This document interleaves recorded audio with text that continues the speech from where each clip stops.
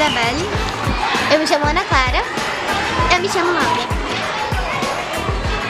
A gente vai fazer dois experimentos. A miólio e o vinagre, o que enche balão sozinho.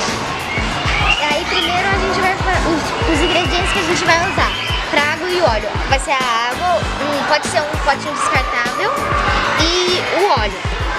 Para isso a gente vai usar um gota-gotas para poder pegar o óleo.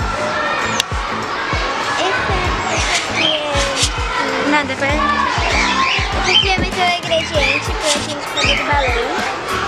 Os ingredientes do balão são uma garrafa plástica de 300 ml, uma bexiga, copo descartável,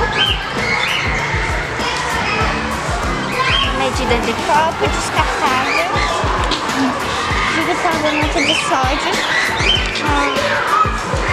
uma medida de copo descartável de vinagre branco. Bom, primeiro a gente vai colocar a água. É a água primeiro.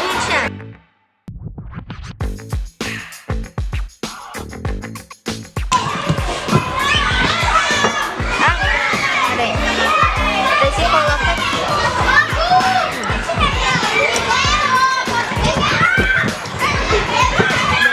Quem coloca aqui?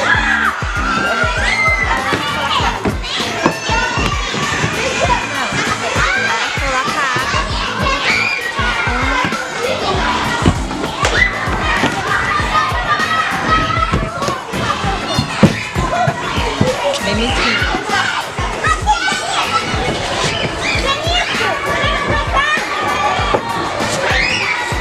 Daí aqui a água ficou separada do óleo. Como podemos ver? E isso é uma mistura heterogênea. Tá, agora a gente vai fazer o balão sozinho. Para a gente vai precisar do vinagre E do bicarbonato. e uma bexiga. Sim.